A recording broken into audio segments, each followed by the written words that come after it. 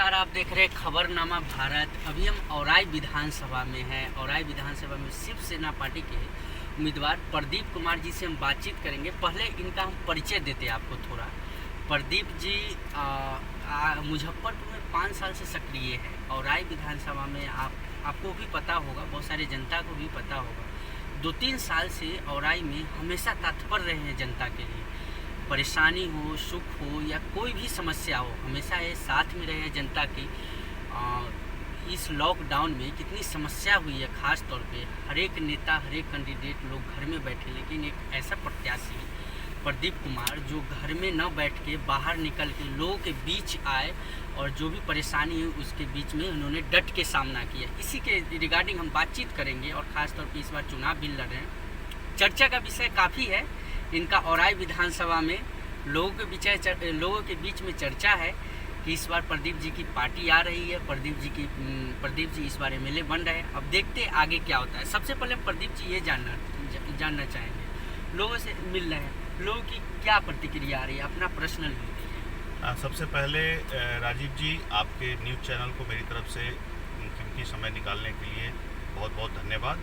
और अभी जो आपने बात कहा, आज के डेट में औराई विधानसभा क्षेत्र में जो जनता की जो समर्थन है मेरे प्रति, वो बहुत अपार समर्थन है। और जनता जो है, जैसा आपने भी ग्राउंड रिपोर्ट तैयार किया होगा, घूमे हैं क्षेत्र में हमारे, और भ्रमण करने के दौरान आपको पता चला होगा, जनता का इतना अपार सहमत है मेरे प्रति। इसकी कारण ये है कि देखिए, वहाँ पे जो सिटिंग एमएलए हैं प्रेजेंट में, या फिर जो पास्ट में जो एमएलए, एक्स एमएलए थे, जितने भी 50 सालों से, किसी ने भी औराई क्षेत्र का डेवलपमेंट के बारे में सोचा ही नहीं, जो डेवलपमेंट होनी चाहिए। और जहाँ तक मेरा अपना स्क्रूटनी मैंने जो किया है, पूरे बिहार में 243 असेंबली सीट्स हैं, जिसमें औराई सबसे अनडेवलप्ड सीट है और वहाँ पे डेवलपमेंट हुआ। बीच में मैंने कई सारी चीज़ें न्यूज़ पे भी बताई, अपने लाइव में भी आके बताया कि वहाँ पे जो हॉस्पिटल है, उस हॉस्पिटल में आज 40 साल पहले से, उससे पहले बना हॉस्पिटल, लेकिन आज तक उस हॉस्पिटल में बकरी भैंस बांधी जाती है और चारों तरफ से पानी भरा हुआ है, उसमें कोई स्टाफ भी नहीं जाता है। उसको मैंने, वहाँ की जनता त्रस्त थी, इस चीज़ को मैंने हाईलाइट किया। बहुत सारी ऐसे स्कूल हैं जिसकी ढांचा जो है वो गिर चुकी है, उसमें बच्चे कैसे पढ़ेंगे आप समझ सकते हैं। तो इन सारी चीज़ों पे हमने फोकस किया, हमने इसके लिए लड़ाई लड़ रहे हैं और लड़ते आए हैं और लड़ भी रहे हैं और लड़ते रहेंगे। मेरी यही इच्छा है कि एक बार औराई की जनता जो इस बार मुझे इतनी समर्थन दे रही है, मुझे पूरा विश्वास है कि मैं जीतूंगा अवश्य। और जीतने के बाद मेरी पहली प्राथमिकता होगी स्वास्थ्य और शिक्षा, ये 2 चीज़। और तीसरे, नौजवानों के लिए रोजगार को कैसे लाया जाए वहाँ पे, उस आसपास में मुजफ्फरपुर डिस्ट्रिक्ट में, ताकि वहाँ के नौजवान जो बाहर जाते हैं, अदर स्टेट में माइग्रेंट होते हैं, वो कहीं जाना ना पड़े और वहीं पे आकर के अपनी रोजी रोजगार करें, ताकि उनकी बाहर जाकर जाना की आवश्यकता न पड़े और वो अपने परिवार के साथ रह सके। अच्छा प्रदीप जी, एक और बात है, आज के टाइम में नेता ऐसे हो चुके हैं, हेलीकॉप्टर से घूमते हैं, बड़े बड़े गाड़ी में घूम रहे हैं, लेकिन आप ज़मीनी स्तर के नेता हैं, काफ़ी दिनों से ज़मीन पर काम कर रहे हैं, आपको भी मन कर रहा होगा?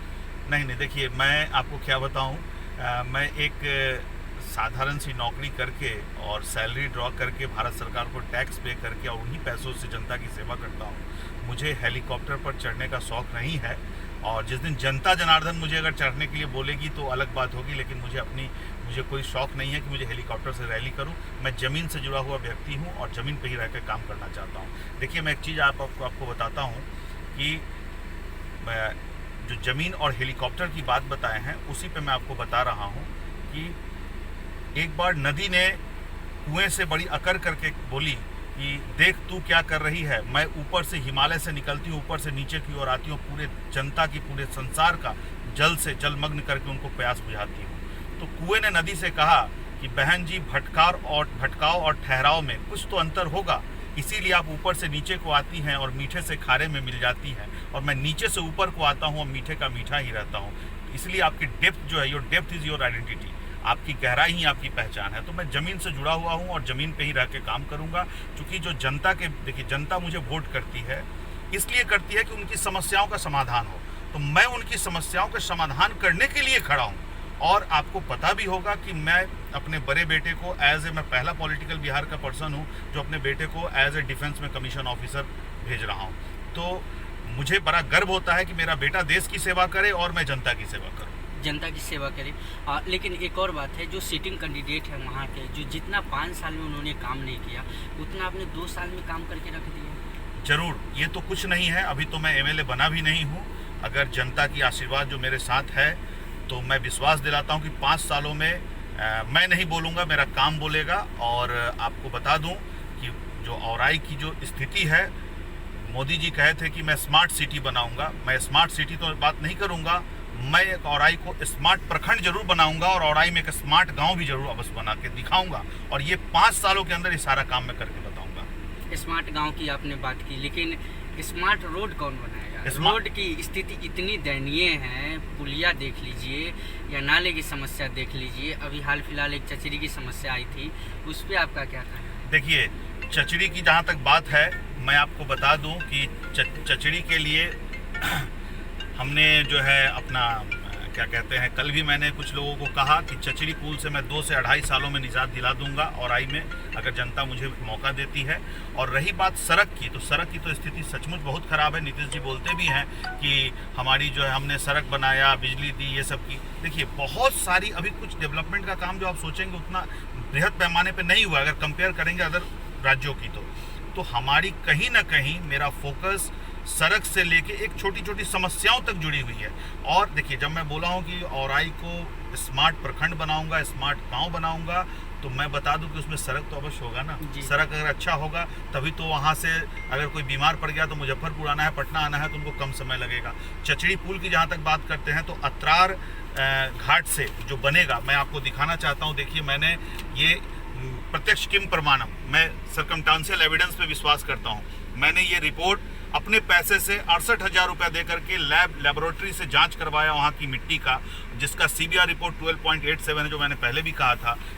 ये काम वहाँ के सिटिंग एमएलए या एक्स एमएलए जो इतने पैसे वाले लोग हैं उनको करना चाहिए, लेकिन ये लोग तो कुछ किए नहीं। लेकिन मैं जमीन से जुड़ा हुआ हूँ, अब तो ये जनता के ऊपर निर्भर करता है। लेकिन इतना जरूर है कि जनता की अपार सहमत मेरे साथ जुड़ी हुई है, उनकी स्नेह प्रेम है, और इस बार जनता बदलाव चाहती है। और इस बार औराई में बदलाव, मैं दावे के साथ कह रहा हूँ, गारंटी के साथ, कि इस बार बदलाव होगा।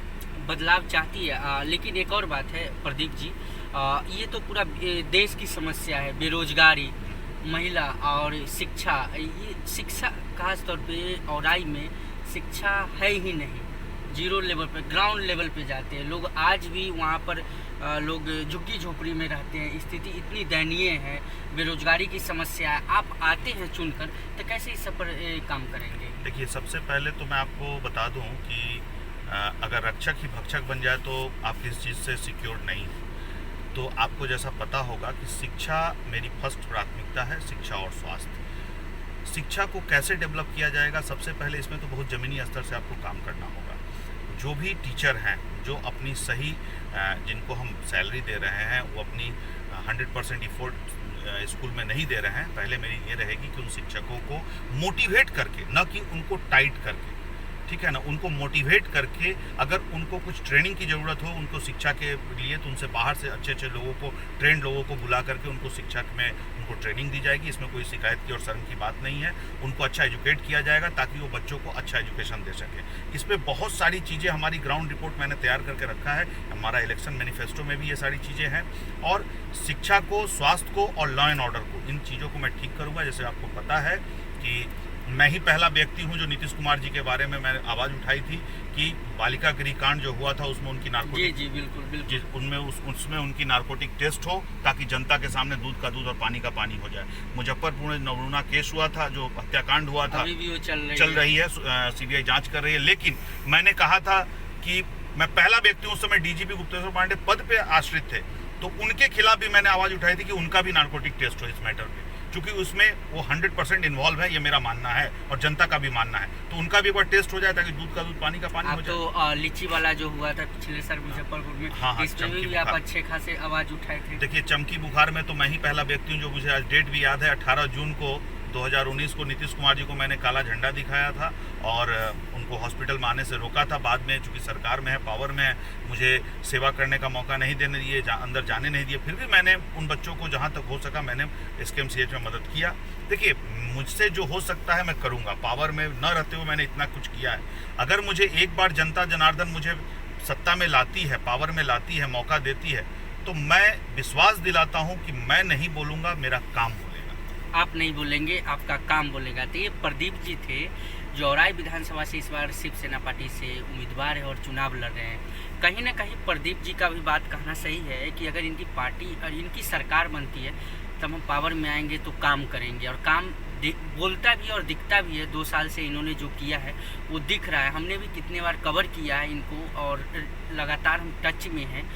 न जाने लीची वाला कांड हो या नवरुणा हो या और भी दूसरे मामला हो, इन सारे मामला पर इन्होंने बढ़ चढ़ के हिस्सा लिया, उन पे काम किया है। कैमरामैन रवि के साथ मैं राज।